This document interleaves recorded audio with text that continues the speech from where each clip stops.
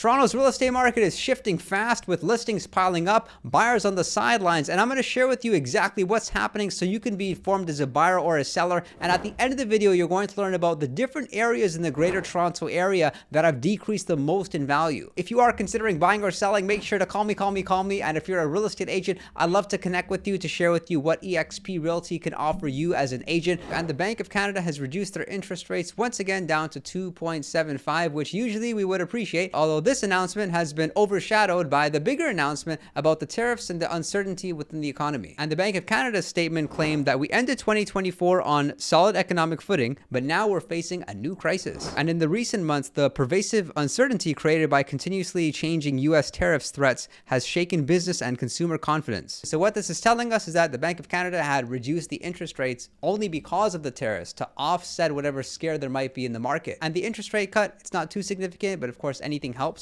But to give you an idea, if you take the average Canadian home, which would be selling at $670,000, assuming that a buyer put 10% down on this property, they would now be paying $85 less per month on their mortgage. And looking at this chart here, we can track the changes to the overnight interest rate. And if you were to go back a year ago, the overnight interest rate was actually 5. So that's almost double of our current interest rate. Although looking at this graph, we can see that we still have quite a long way to go back to where we were in 2021 and early 2022. And one of the biggest surprises that I'm seeing from being in the marketplace every single day is that the number of listings are still piling up. You would think that sellers would hold off for now, given that there's so much inventory on the market, but they're continuing to list their properties. And if we continue on this path where we have new listings in the market every day, but not many buyers in the market every day, what's going to happen is naturally our prices will come down and the months of inventory will be extended. And our months of inventory is already high. We're looking at having a 4 to 5 month supply of homes for sale, representative of a buyer's market. Something, although, that may be a bit encouraging is that the problems seem to be on a micro level than a macro level. As per this chart here, we're looking at the market activity across different cities in Canada. We can see that Toronto has been affected the most, with the number of sales coming down 27.4%, although Montreal saw an increase of sales this year. And in Vancouver, Calgary, and Edmonton, it seems that the number of sales had dropped, but not to the same extent here in Toronto. Let's not forget that February was actually shorter by 1 day this year, and also that we had faced some pretty tremendous snowstorms. And it's too early to tell if March is looking similar to February in terms of the number of sales and the overall activity, but based on the stat I'm going to share with you, it's looking pretty similar to February, because what we're looking at are the number of showings that are taking place each day